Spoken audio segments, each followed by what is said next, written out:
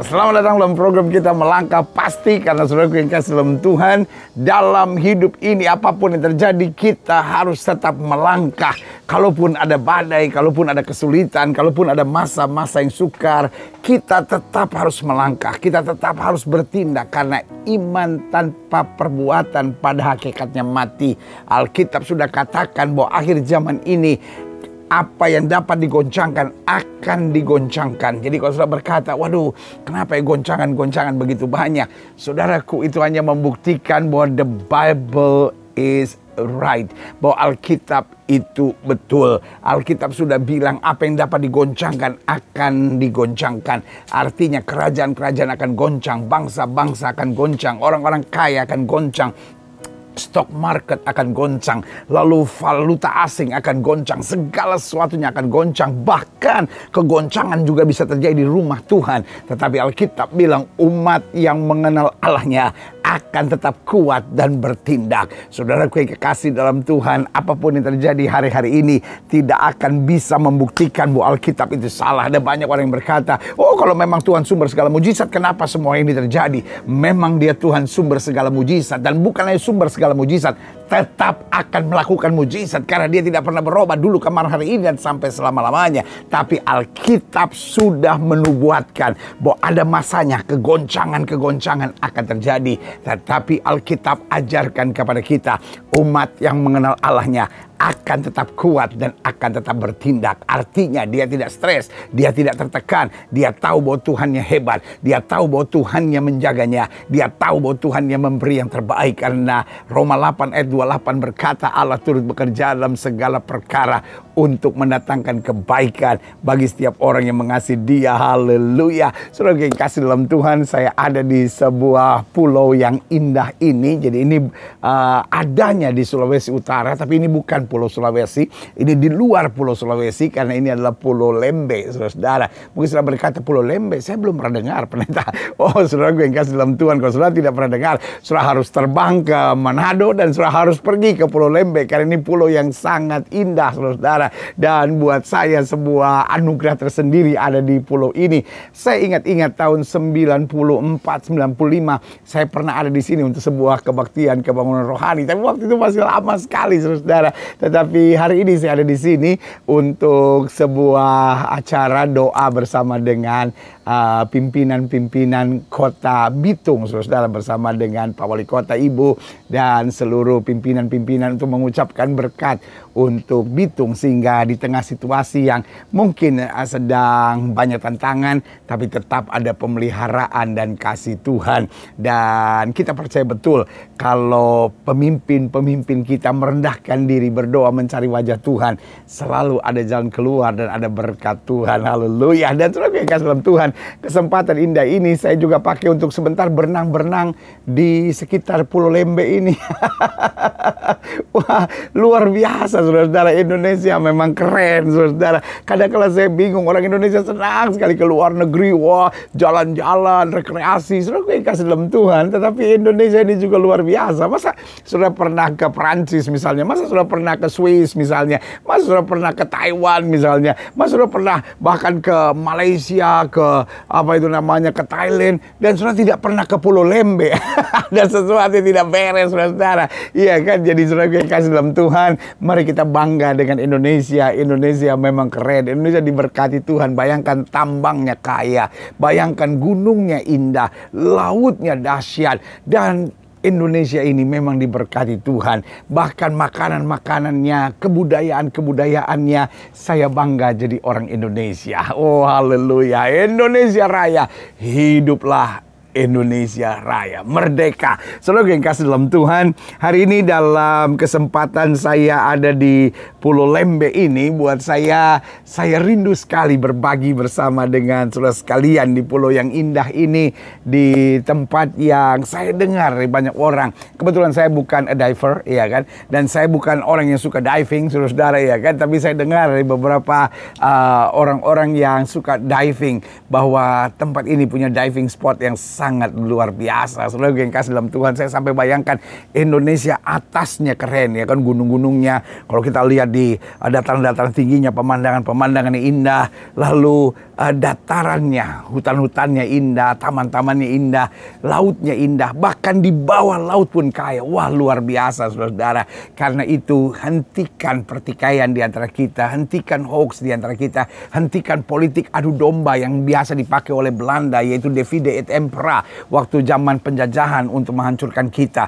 Belanda mau menghancurkan kita dengan politik divide et impera. Saya nggak habis pikir kalau sekarang masih ada sesama anak bangsa hanya karena perbedaan politik, hanya karena perbedaan suku, agama, lalu kemudian memakai politik yang sama. Saudara yang kasih dalam Tuhan, bukankah ini jahat? Saudara sekalian, buat saya ini adalah cara setan untuk memecahkan bangsa kita. Mari, pendiri bangsa ini sudah menegakkan Bhinneka Tunggal Ika. Kita berbeda-beda, tapi kita tetap satu. Jangan sampai kita mau dipecah lagi, jangan sampai kita mau diadu domba lagi. Dan izinkan saya dengan segenap kerendahan hati saya berbicara kepada tokoh-tokoh politik yang masih memainkan peran divide et impera. Bertobat, bertobat, bertobat.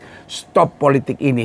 Politik ini politik yang jahat. Mungkin engkau bisa duduk di kursi karena politik perpecahan ini. Tetapi saudaraku yang kasih dalam Tuhan, sulit bagimu untuk mempersatukannya kembali. Jadi sebagai hamba Allah, saya mengingatkan buat setiap orang-orang politik, buat setiap orang-orang yang berhati busuk, yang mau mengadu domba bangsa ini dengan perbedaan agama, perbedaan suku, dengan perbedaan apa saja, bertobat, bertobat. Mari, siapapun kita, serukan kembali Indonesia bersatu. Serukan kembali kita bergandengan tangan. Serukan kembali merah putih. Serukan kembali Bhinneka Tunggal Ika. Meskipun kita berbeda-beda, tetap satu. Dan saudara yang kasih dalam Tuhan, karena dalam kesempatan yang luar biasa di Pulau Lembe, pulau yang indah ini di Sulawesi Utara, masuk bagian dari kota Bitung, saudara-saudara. Dan di sini ada 2 kecamatan, tetapi luar biasa indah. Kebanyakan di sini ada resort-resort yang indah, dan ini adalah berkat Tuhan buat Indonesia, berkat Tuhan buat Sulawesi Utara, tapi berkat Tuhan juga buat setiap kita. Nah, hari ini dalam kesempatan yang indah di Pulau Lembe ini, saya mau berbagi dalam program Melangkah Pasti ini bahwa penginjilan dan kerjasama. Lihat, setiap orang yang sudah diselamatkan Tuhan harus membawa berita Injil, ya kan? Apa itu berita Injil? Injil dalam bahasa Yunaninya adalah evangelion, artinya berita baik, pembawa kabar sukacita. Kita bilang berbahagia dalam membawa damai, karena mereka akan disebut sebagai anak-anak Allah. Jadi tugas kita membawa damai, tugas kita membawa kasih, dan tugas kita mengabarkan keselamatan. Itulah penginjilan. Nah, saya pelajari bahwa penginjilan bukan kompetisi, bukan saling menonjolkan diri, siapa yang lebih hebat, siapa yang lebih rohani, siapa yang karyanya lebih dahsyat. No, membutuhkan kerjasama, maka akan menjadi kekuatan. Nah, ini yang kita mau pelajari, yaitu penginjilan dan kerjasama. Karena setiap orang yang sudah diselamatkan Tuhan, dia otomatis harus menjadi penginjil. Dia harus otomatis mengabarkan berita sukacita. Berita sukacitanya lewat damai, lewat kasih, dan lewat keselamatan di dalam Kristus. Nah, Sefanya pasal 3 ayat 9 bilang begini. Tetapi sesudah itu, aku akan memberikan bibir lain kepada bangsa-bangsa, yakni bibir yang bersih, supaya sekalian ya mereka memanggil nama Tuhan, beribadah kepadanya dengan... Nah, ini yang menarik. Saya ulangi sekali lagi ya. Tetapi sesudah itu aku akan memberikan bibir lain pada bangsa-bangsa, yakni bibir yang bersih. Artinya apa? Persoalan di dunia ini hari ini ada banyak orang bibirnya jorok, saudara-saudara. Apa artinya bibir yang jorok? Senang ngomongin orang, senang memfitnah orang, senang mengadu domba orang, senang mengucapkan kata-kata yang menyakitkan, kata-kata yang merendahkan, kata-kata yang menjatuhkan, kata-kata yang penuh kebohongan. Saudaraku yang kasih dalam Tuhan, sorry untuk bilang ini, Alkitab bilang ini bibir yang tidak bersih. Dan lawan dari bibir yang bersih adalah bibir yang jorok, saudara-saudara, ya kan? Bibir yang kotor, bibir yang jahat, saudara-saudara, ya kan? Sehingga apa yang terjadi hari ini? Banyak hoax, hari-hari ini banyak orang suka mengadu domba, banyak orang suka menjelek-jelekan. Saudaraku yang kasih dalam Tuhan, saya nggak mau tahu engkau beragama atau tidak, tapi kalau bibirmu kotor, bibirmu jorok, bibirmu jahat, saya beri nama setan sedang memakai bibirmu untuk mendatangkan banyak kehancuran. Makanya Alkitab bilang, sesudah itu aku akan memberikan bibir lain pada bangsa-bangsa, yakni bibir yang bersih. I know you are a Christian. Saya tahu saudara orang Kristen, saya tahu engkau beragama, saya tahu engkau beriman, saya tahu engkau beribadah. Tapi pertanyaan saya, bagaimana bibirmu? Apakah engkau istri yang suka memaki suami? Apakah engkau orang tua yang suka memaki anak-anak? Apakah engkau suka mertua yang suka sembarangan terhadap menantumu? Apakah engkau menantu yang suka sembarangan terhadap mertuamu? Ini yang saya bilang, percuma ibadahmu kalau bibirmu kotor, bibirmu jorok, bibirmu jahat. Makanya Alkitab bilang apa? Aku akan memberikan bibir lain pada bangsa-bangsa, yakni bibir yang bersih, supaya sekaliannya mereka memanggil nama Tuhan, beribadah kepadanya dengan bahu-membahu. Artinya saling tolong-menolong, saling menopang. Ini yang kita butuhkan. Saudara yang kasih dalam Tuhan, bangsa ini besar. Indonesia bangsa yang besar. Tapi kalau kita saling menyerang, hancur. Keluarga kita betul nggak sempurna. Istrimu tidak sempurna, suamimu tidak sempurna. Tapi jangan saling menyerang. Setan mau pakai mulutmu untuk saling nyakitkan. Mungkin maksud saudara, oh tapi saya maksudnya baik. Saya nggak mau tahu maksudnya. Yang penting adalah keluarnya bagaimana. Iya kan? Kalau maksudnya baik tapi keluarnya maki-maki. Ya saya kan marah sama suami saya untuk kebaikannya dia. Saudara yang kasih dalam Tuhan. Bisa kan? Tujuannya baik, caranya pun baik. Jangan tujuannya baik tapi caranya jahat. Saudara, ini tidak berkenan di hadapan Tuhan. Karena Alkitab bilang apa? Mari kita beribadah kepadanya dengan bahu-membahu. Penginjilan tidak akan maju, pekerjaan Tuhan nggak akan maju, rumah tangga kita nggak akan maju, bangsa kita nggak akan maju, komunitas kita nggak akan maju kalau kita saling menjatuhkan, saling menyakitkan, saling mengecewakan, saling memaki, saling menjelek-jelekan, dan saling mencari-cari kekurangan. Tetapi kalau kita saling bahu-membahu, saling menopang, saling menguatkan, saling membangun, saling menghibur, saya percaya ada berkat Tuhan yang luar biasa di dalamnya. Haleluya. Hakim-Hakim pasal 3. Hakim-Hakim pasal 3, 27-29. Ini pengalaman dari seorang hakim yang bernama Ehud, ya kan? Ayat 27 bilang begini, setelah ia sampai ke sana, ditiupnya sangkakala di pegunungan Efraim. Lalu turunlah orang Israel bersama-sama dengan dia dari pegunungan itu, dan ia sendiri di depan. Berkatalah kepada mereka, ikutlah aku sebab Tuhan telah menyerahkan musuhmu orang-orang Moab itu ke dalam tanganmu. Maka turunlah mereka mengikuti dia. Lalu mereka merebut tempat penyeberangan sungai Yordan ke Moab, dan tidak seorang pun dibiarkan mereka menyeberang. Pada waktu itu mereka menewaskan kira-kira 10.000 orang dari Moab. Semuanya orang-orang yang tegap dan tangkas, seorang pun tidak ada yang lolos. Orang-orang Moab jumlahnya lebih besar. Dan mereka pasukan yang tegap dan tangkas. Berarti mereka orang-orang yang terlatih. Dan bangsa umat Allah hanya orang-orang sederhana. Tapi Ehud bilang, aku akan tiup sangkakala. Dan waktu sangkakala tertiup, semua bersatu. Aku akan memimpin. Tetapi kita harus tetap bersatu. Dan saudara yang kasih dalam Tuhan, 10.000 orang-orang Moab dapat dikalahkan. Pada orang yang tegap, orang yang tangkas, orang yang terlatih. Berarti mereka menang dalam pertandingan ini. Bukan karena mereka lebih tegap, mereka lebih tangkas, dan mereka lebih terlatih. Tapi mereka menang dalam pertempuran ini karena mereka lebih kuat dalam kesatuan. Rumah tangga yang bersatu adalah rumah tangga yang bertahan. Bersatu nggak butuh kesempurnaan. Tetapi bersatu membutuhkan kedewasaan. Ada banyak orang yang bilang, ya bagaimana bersatu kalau dia masih punya kekurangan? Bagaimana bersatu kalau masih salah? Saudara, yang kasih dalam Tuhan itu kan hanya menonjolkan kesombongan saudara. Karena saudara merasa yang paling benar. Bersatu tidak membutuhkan kesempurnaan. Tapi bersatu membutuhkan kedewasaan. Bersatu membutuhkan pengertian. Bersatu membutuhkan hati yang bersih. Jadi orang gak bisa bersatu bukan karena dia masih salah, dia masih gak benar. No. Tetapi orang gak bisa bersatu karena kau masih sombong. Hatimu masih busuk. Engkau masih penuh dengan iri hati. Karena kalau saudaraku kasih yang dalam Tuhan, engkau punya hati yang bersih. Meskipun suamimu ada kekurangan. Meskipun menantumu ada kekurangan. Meskipun mertuamu ada kekurangan. Meskipun orang di sekitarmu ada kekurangan. Engkau bisa mempersatukan. Engkau bisa mengalah. Engkau bisa mengangkat. Engkau bisa mengarahkan pada kehendak Tuhan yang sempurna. Saudaraku, kita semua belum sempurna. Nanti sampai surga kita semua baru sempurna. Tapi sementara kita belum sempurna, mari kita berjuang, mari kita bergandengan tangan, mari kita bahu-membahu, mari kita bersatu. Kita biarkan mulut kita dipakai Tuhan untuk menyatakan damai, untuk menyatakan kasih, untuk membawa kabar sukacita. Nah, karena saya simpulkan gini, pada dasarnya kita menyembah Allah yang kreatif. Karena itu metode penginjilan juga berbeda-beda. Metode melayani, metode membangun rumah tangga berbeda-beda. Tidak ada yang dapat mengklaim bahwa metode penginjilan, metode hidupnya, metode rumah tangganya itu yang paling efektif dan paling terbaik. Itu hanya cara iblis untuk membuat kita sombong. Oh, saya sebagai suami sudah melakukan yang terbaik. Saya sebagai istri sudah melakukan yang terbaik. Saya sebagai hamba Tuhan sudah melakukan yang terbaik. Saya dengan pelayanan saya dengan gereja saya sudah melakukan yang terbaik. Itu kan cara setan. Untuk membuat kita sombong dan merasa saya terbesar, saya terbaik, saya terluar biasa dari semua. Saudaraku yang kasih dalam Tuhan. My God is most creative God. Allah saya adalah Allah yang sangat-sangat luar biasa kreatif. Sehingga cara apa saja bisa dipakai Tuhan untuk kebaikan. Makanya Roma 8 ayat 28 bilang Allah turut bekerja dalam segala perkara untuk mendatangkan kebaikan. Betul, kalau hari-hari ini sedang ada goncangan, saya mengerti. Tapi saudaraku yang kasih dalam Tuhan, badai pasti akan berlalu. Masalah pasti akan lewat. Tetapi kemenangan akan terjadi. Di balik setiap badai, selalu ada pelangi. Jadi saudaraku yang kasih dalam Tuhan, kalaupun hari-hari ini saudara sedang menghadapi badai, bangsa negara kita sedang dihantam oleh badai, seluruh dunia ini sedang dihantam oleh badai.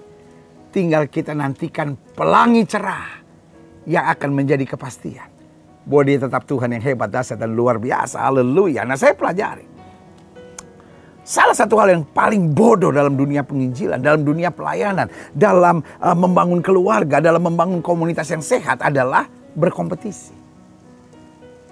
Kalau orang-orang pelayanan sudah mulai berkompetisi, hamba-hamba Tuhan sudah mulai berkompetisi, dunia penginjil mulai berkompetisi, masing-masing berpikir siapa yang terbaik. Saudaraku yang kasih dalam Tuhan, engkau sedang masuk dalam jebakan setan yang menakutkan.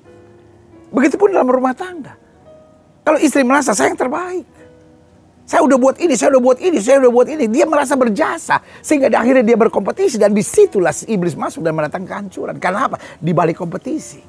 Akhirnya ada perasaan saya yang terbaik. Karena saya terbaik. Saya merasa, oh saya disakiti, saya dilukai. Akhirnya playing victim. Dan akhirnya membuat kita lemah sendiri. Membuat kita kecewa sendiri. Membuat kita putus asa sendiri. Hari ini saya percaya. Adalah kehendak Tuhan. Dari Pulau Lembe ini kita mendengar firman Tuhan. Bahwa kalau kita mau berkarya sesuatu yang baik, khususnya dalam dunia penginjilan misalnya, dalam dunia pelayanan, dalam dunia gereja misalnya, dalam rumah tangga, dalam pergaulan kesehari-hari, hindari kompetisi. Hindari merasa yang terbaik, tapi mari bahu-membahu. Kalau memang kita lihat dia salah, perbaiki. Kalau kita bilang, tapi dia nggak mau ngerti saya pendeta, kita belajar ngerti. Dia nggak mau dengar, kita usahakan cara lain supaya dia mau dengar. Oh dia nggak betul itu pendeta, dia lemah pendeta, ya kuatkan. Oh dia sesat pendeta, arahkan kembali. Kan orang sesat nggak perlu disesat-sesatkan kan. Orang jatuh nggak perlu diinjak-injak kan, nggak perlu dimaki-maki kan. Orang jatuhnya diangkat dong, ditolong dong. Orang tersesat tuntun dong, arahkan dong. Dia nggak mau, mungkin pakai cara lain. Masih nggak mau, doakan dong. Kok kita punya hati begitu busuk sih? Kok kita punya hati begitu kasar sih? Kok kita punya hati begitu sadistis sih? Iya kan? Orang udah tersesat malah kita tuding-tuding. Malah kita kutuk-kutuki. Hei, kau pikir kau Tuhan ke apa? Saudaraku, kita kan bukan Tuhan. Kita kan sama-sama hamba. Mari kita hindari kompetisi. Kompetisi hanya membuat kita merasa diri yang terbaik. Tetapi waktu kita punya hati yang penuh kasih, membuat kita saling mengasihi dan mengampuni. Haleluya. Nah, saya pelajari beberapa hal di sini. Karena dengan berkompetisi, kenapa tidak boleh berkompetisi? Kenapa kompetisi buat saya jahat? Nah, saya coba pelajari dalam Alkitab yang pertama. Karena dengan berkompetisi kita bisa jatuh dalam kesombongan dan membanggakan kelebihan kita, membanggakan jasa kita, membanggakan segala sesuatu yang kita sudah kerjakan. Dan Tuhan mau kita hanya meninggikan Dia, bukan meninggikan jasa, perbuatan baik dan segala karya kita. Karena dengan kita meninggikan jasa kita, karya kita, pengorbanan kita, maka kita bersalah di hadapan Tuhan. Karena aku ada sebagaimana aku ada. Semata-mata hanya karena anugerah. Yang kedua, kenapa kompetisi itu salah? Karena dengan berkompetisi kita bisa tertipu iblis dengan persaingan menunjukkan siapa yang lebih hebat. Bukankah iblis yang sama yang pernah mengganggu murid-murid Yesus untuk bertanya siapa yang terbesar di antara kami di kerajaan sorga? Dan kemudian Yesus langsung menegur dan berkata siapa yang mau menjadi terbesar, dia harus menjadi hamba. Dia harus menjadi pelayan. Karena hitungan dalam pelayanan bukan soal siapa yang terbesar, siapa yang terhebat, siapa yang terluar biasa. Tapi hitungan pelayanan siapa yang setia dan bertahan sampai kesudahannya. Saya nggak perlu jadi hebat. Saya nggak perlu jadi yang terluar biasa. Tapi saudara harus jadi orang-orang yang setia sampai pada akhirnya. Yang ketiga saya pelajari. Kenapa kompetisi itu bahaya? Karena kompetisi membuat kita bisa saling menghakimi, saling menjatuhkan, dan saling merendahkan. Iblis paling senang dengan gereja atau hamba-hamba Tuhan yang berkompetisi. Karena iblis akan berpikir, saya nggak perlu nyerang mereka lagi, sesama mereka saling menyerang. Iblis paling senang keluarga-keluarga yang berkompetisi. Suami merasa, saya yang buat udah terbaik. Istri merasa, saya buat yang terbaik. Akhirnya mereka saling menjatuhkan. Mertua merasa, saya kan udah buat gini, saya kan udah buat begini. Akhirnya jatuhin menantunya. Menantu bilang, ya saya kan juga udah buat ini, saya kan buat ini. Akhirnya menjatuhkan mertuanya. Ipar satu bilang, saya kan udah buat ini, saya mau menyerang ipar lain. Setan jadi nggak ada kerjaan. Padahal kerjaan menyerang, menjatuhkan, menghakimi, itu kerjaan setan. Maka Yesus bilang apa? Jangan kamu saling menghakimi. Tetapi saling menunjukkan kasih, saling membantu, saling menguatkan satu sama lainnya. Doa saya hari ini, Roh Kudus berbicara buat kita. Stop saling berkompetisi. Tapi mari saling bergandengan tangan menyatakan kasih Tuhan. Haleluya. Yang selanjutnya, kenapa kompetisi itu sesuatu yang salah? Karena dengan kompetisi kita bisa saling membunuh pelayanan lainnya. Itu yang saya bilang. Setan kadang-kala nggak perlu menyerang pelayanan. Setan kadang-kala nggak perlu menyerang gereja. Kadang-kala setan nggak perlu menyerang keluarga kita. Kenapa? Karena kita sudah saling menyerang satu sama lainnya. Membunuh satu sama lainnya. Padahal kita dipanggil untuk saling membangun, saling menguatkan, saling menyatakan kemuliaan Tuhan. Haleluya. Nah, saya pelajari penginjilan yang efektif adalah penginjilan yang bekerja sama. Lalu pertanyaannya, mengapa harus bekerja sama? Bukankah kita semua sama-sama dipanggil Tuhan? Betul. Justru karena kita semua sama-sama dipanggil Tuhan, mari kita bekerja sama. Saya selalu percaya begini. Sendiri lebih gampang, tapi bersama-sama hasilnya lebih dahsyat. Saya ulangi boleh ya. Di Pulau Lembe ini, di Kota Bitung, di Sulawesi Utara, saya mau ulangi sekali lagi. Sendiri lebih gampang, tapi bersama-sama hasilnya lebih dahsyat. Tanamkan dalam roh saudara. Sendiri lebih gampang, tapi bersama-sama hasilnya lebih dahsyat. Haleluya. Nah, saya pelajari mengapa harus bekerja sama. Yang pertama saya pelajari, karena sebuah metode tidak mungkin dapat menjangkau semua orang dan semua kalangan. Kadang-kadang kita pikir, oh teknik pelayanan saya ini baik. Betul. Tapi tidak ada satu metode yang dapat menjangkau semua orang dan semua kalangan. Makanya Tuhan memberi masing-masing visi yang berbeda-beda. Gak usah sombong dan berkata, cara kami yang paling baik. Betul, mungkin sudah punya gereja yang besar. Mungkin sudah punya pelayanan yang luas. Tapi itu bukan satu-satunya cara. Apakah cara sudah baik? Luar biasa. Apakah cara sudah hebat? Luar biasa. Tetapi itu bukan satu-satunya cara. Allah pakai berbagai cara untuk dapat menjangkau sebanyak mungkin orang bagi kerajaannya. Karena Alkitab dengan tegas bilang bukan kematian orang fasik yang dikendakinya, tapi pertobatannya. Boleh gak sih? Gereja, hamba-hamba Tuhan, stop saling menyalahkan satu sama lainnya. Stop saling menyesat-nyesatkan satu sama lainnya. Tapi mari kita bergandengan tangan, saling menopang, saling menguatkan. Yang kedua saya pelajari, mengapa kita harus bekerja sama? Karena setiap metode pelayanan penginjilan pasti ada kelebihan dan ada kekuatannya, serta ada kekurangan dan ada kelemahannya. Semua metode penginjilan, semua hamba Tuhan, semua gereja pasti ada kelebihan, ada kekuatan.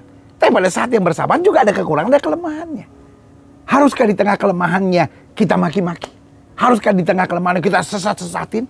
Haruskah di tengah kelemahannya kita jatuh-jatuhin, kita hakimi? Tidak.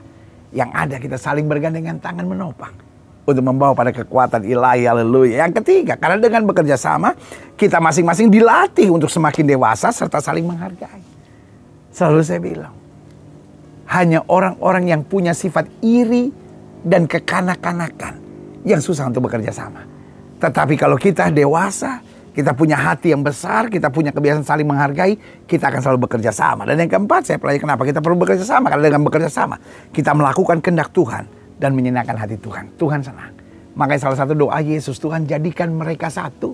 Karena dengan bekerja sama, kita memuliakan Kristus dan kita menjadi saksi Tuhan yang luar biasa. Haleluya. Nah, sebagai penutup, sebelum saya berdoa buat saudara, apa dasar bekerja sama dalam penginjilan? Satu, setiap orang penting bisa menginjil serta harus menginjil. Itu harus dimengerti. Setiap orang penting, gak ada orang merasa lebih penting karena dia hamba Tuhan, karena dia terkenal, karena dia lebih besar. Oh, saya lebih penting. No. Setiap orang penting di hadapan Tuhan. Setiap orang bisa menginjil dan setiap orang harus menginjil. Jangan pernah bilang, oh saya gak bisa. Loh, hidup yang berkenan pada Tuhan, itu adalah penginjilan. Karena kalau hidup kita membawa damai, hidup kita melakukan firman Tuhan, hidup kita penuh dengan syukur, itu adalah penginjilan yang luar biasa buat orang di sekitar. Yang kedua, jangan saling iri hati dalam pelayanan penginjilan, tapi harus besar hati.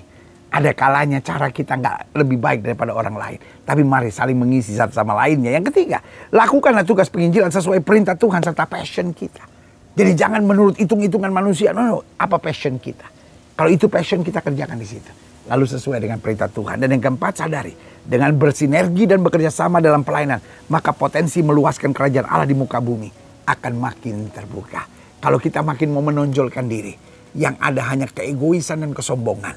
Tetapi kalau kita mau bekerja sama, maka kerajaan Allah diluaskan, nama Kristus ditinggikan, dan kita melihat banyak jiwa diselamatkan. Haleluya. Di layar televisi Bapak Ibu Saudara sekalian, nomor-nomor telepon hubungi. Ada hamba-hamba Tuhan yang akan berdoa 24 jam dalam sehari, 7 hari dalam seminggu. Karena saya rindu untuk menjadikan saudara sebagai rekan-rekan sahabat doa, untuk mengalami lawatan dan kasih Tuhan yang luar biasa. Dan dari Pulau Lembe ini izinkan saya juga berdoa buat saudara. Di layar televisi ada nomor telepon, betul, hubungi. Tetapi dari sini saya juga mau berdoa buat saudara. Saudara yang sakit, saudara yang berbeban berat, boleh taruh tangan kanan saudara di dada, dan kita bersatu dalam doa. Kita berdoa. Bapa, dalam nama Yesus, dari Pulau Lembe di Kota Bitung, di Sulawesi Utara, hamba ucapkan berkat. Yang sakit disembuhkan, yang lemah dikuatkan, yang susah dihiburkan. Dalam nama Yesus, mujizat terjadi. Kami juga berdoa untuk goncangan-goncangan yang sedang terjadi di bangsa negara ini.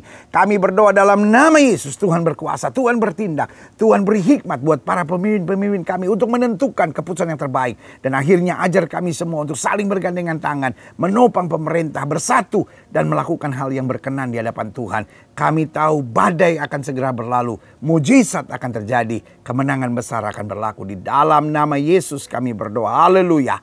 Amin. Amin. Amin.